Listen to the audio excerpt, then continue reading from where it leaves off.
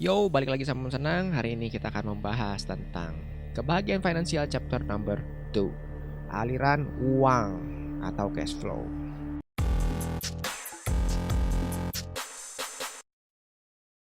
Nah, aliran uang, cash flow. Kekayaan orang itu bisa dilihat dari cash flow-nya setiap bulan. Bukan dari hartanya berapa banyak. Dia punya emas misalkan atau uang lah 10 miliar. Tapi setiap bulan dia pasti keluarin 1 M untuk biaya hidup, gaya hidup dan kawan-kawan sampai 10 bulan. Nah, itulah cash flow pentingnya. Beda sama orang yang misalkan income-nya 1 miliar, tapi pengeluaran dia cuman 1 juta. Besok dapat 1 miliar lagi, tapi keluarin cuman 1 juta. Nah, 2 miliar, 3 miliar sampai 10 miliar dia cuman keluarin uang sebanyak 10 juta untuk expand-nya doang.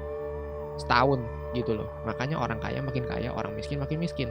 Ada 4 kata yang perlu kalian pelajarin dari aliran uang. 1 itu income, 2 expend, 3 liabilities, 4 aset. Nah, ini 4 kalau kalian ngerti, baru bisa kalian menghitung cash flow. Nah, bagaimana? Yang simple dulu, income. Nah, itu gaji kalian lah, penghasilan kalian lah. Income itu bisa dari aset, bisa dari gaji. Kalau gaji itu adalah penghasilan aktif, kalau aset itu penghasilan pasif. Income yang masuk duit ke kantong kalian. Nah, habis itu ada expend. Nah, expend biaya-biaya yang perlu kalian keluarkan setiap bulannya. Misalkan kalian makan, habis itu ada ongkos kerja, jalan-jalan dan kawan-kawan, bayar cicilan, itu masuk ke expend. Nah, liabilities dan aset ini adalah yang menghabiskan uang kalian dan menghasilkan uang pada kalian. Nah, kalau misalkan aset, banyak orang yang bilang rumah itu aset. Rumah tinggal itu aset. Sebenarnya kalau misalkan kita hitung-hitung saat kalian memiliki rumah dan kalian tinggal di sono, itu menghasilkan kalian uang nggak? Enggak. Itu kalian malah bayar maintenance, benerin genteng, misalkan rusak atau segala macam, itu termasuk dalam liabilities. Rumah yang dibilang aset itu adalah rumah yang kalian kontrakan atau kalian jadiin kos-kosan, kalian sewain ke orang setiap bulan, dia menghasilkan uang ke kalian. Jadi misalkan kalian punya rumah terus kalian sewain ke orang 2 juta rupiah. Nah, setiap bulannya kalian dapat 2 juta rupiah tanpa ngapa-ngapain, itu baru dibilang aset. Tapi kalau misalkan kalian tinggalin di situ dan tidak menghasilkan apapun, rumah itu dibilang liabilities. Sama kayak mobil, ibarat kata, gua ada mobil, aset dong. Nah, hitung lagi, balik lagi. Itu mobil menghasilkan uang atau menghabiskan uang kalian? Kalau setiap bulan kalian pakai doang buat kerja nih, habis itu kalian pasti ganti oli, belum asuransi, belum nabrak orang, amit-amit, isi bensin, maintenance mobilnya, itu menggerus uang kalian setiap bulannya. Mobil beda sama kalian punya mobil terus kalian sewain ke orang buat dijadiin taksi online. Habis itu kalian pasang stiker, dapat iklan, misalkan kayak gitu. Kalian punya mobil dan disewakan dan pasang iklan, itu menghasilkan misalkan 2 juta sebulan. Nah, itu baru dibilang mobilnya aset. Jadi nggak bisa bilang mobil itu selalu aset, selalu liabilities. Tergantung dia setiap bulannya kasih kalian duit apa menggerus uang kalian. Itu yang perlu diganti mindsetnya. Nah, banyak orang yang salah kaprah, gue punya rumah, gue punya mobil dan itu aset, dan itu gawat kalau mikiran kayak gitu. Nah, termasuk dalam liabilities. Liabilities ini kebalikan dari aset. Aset itu sesuatu barang yang kalian miliki yang memasukkan uang ke dalam dompet kalian. Liabilities adalah kebalikannya, dia yang mengeluarkan uang dari dompet Anda. Barang yang kalian beli dan mengeluarkan uang dari dompet Anda setiap bulannya, itu liabilities. Nah, jadi kalau misalkan kita mau hitung cash flow seseorang, gampang. Income, kalian masukin nih gaji kalian, misalkan gaji 10 juta. Habis itu kalian ada aset rumah disewakan 2 juta. Nah, income kalian 12 juta.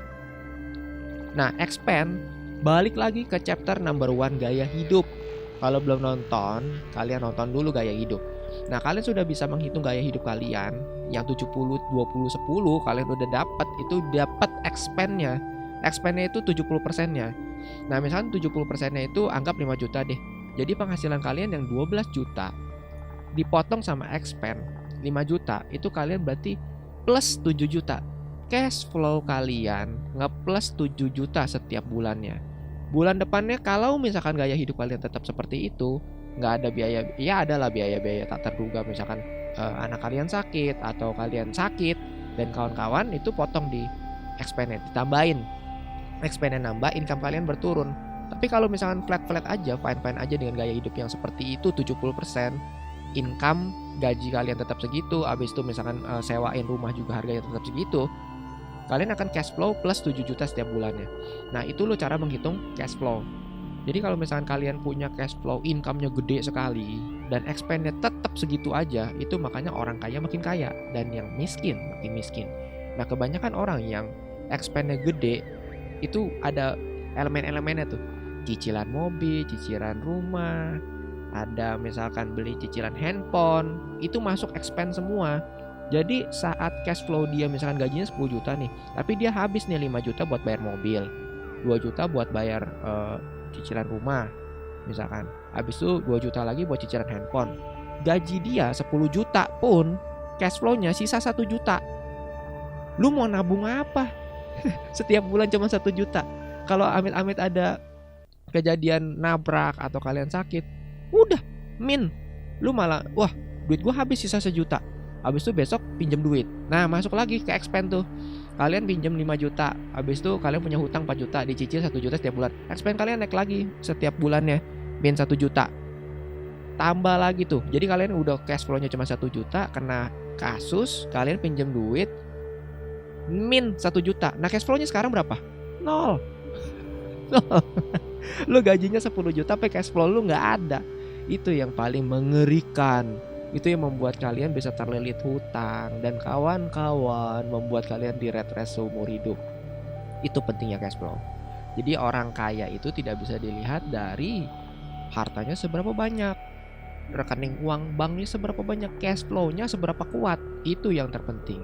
Dan kalian harus bisa memilah-milah mana yang perlu dibeli, penting gak, menghasilkan uang gak, jadi aset gak.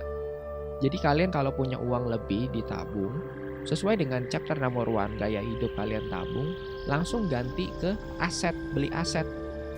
Misalkan kalian beli handphone termasuk liabilitas apa aset?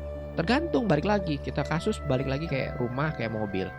Handphone kalau dipakai buat gengsi doang, gue beli iPhone berapa sekarang, iPhone 20 gue gak ngerti lah, gue jual iPhone kan.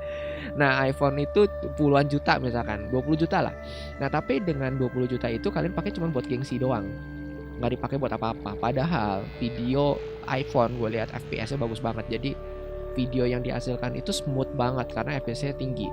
Nah, kalau misalkan kalian pakai iPhone itu buat jadi food blogger, abis itu kalian bikin video YouTube, menghasilkan uang lagi dari iPhone itu termasuk aset. Beda sama orang beli cuma buat gengsi, padahal fiturnya banyak dan kalian tidak pakai. Ngerti ya? Jadi kalau misalkan kalian beli barang itu, tolong dipikir baik-baik. Ini menghasilkan uang gua lagi atau cuma buat gengsi dan malah menghabiskan expense kalian makin besar. Cicilannya makin nambah, expense makin besar, income-nya tetap mati lah itu kan. Nah, bagaimana cara meningkatkan income? Nah, banyak. Aktif itu kalian kerja. Pasif kalian bisa punya properti. Habis itu kalau misalkan MLM atau asuransi, bisa termasuk gak menaikkan income? Bisa. Jadi itu termasuk dalam awalnya mungkin aktif, belakangnya jadi pasif. Jadi kalau misalkan kalian punya tim sudah jalan, itu bisa menghasilkan uang juga. Dan Robert Kiyosaki bilang itu MLM termasuk dalam penghasil income terbesar selain kerja ya. Jadi kalau misalkan kalian mau meningkatkan income, itu menjadi pilihan yang baik karena gurunya udah bilang begitu. Semoga pertemuan kali ini kalian mengerti tentang aliran uang. Nah, chapter berikutnya kita akan mempelajari tentang penjaga uang. Jadi kalau misalkan kalian sudah gaya hidup sudah oke, habis itu kalian sudah mengerti cash flow bagaimana, tingkat kehebatan seseorang lihat dari cash flow. Saat kalian sudah hebat, cash flow sudah kencang, nah gimana cara amaninnya? Itu di chapter berikutnya. Sampai ketemu lagi dengan Om Senang. Semoga kita semua akan menjadi lebih bahagia.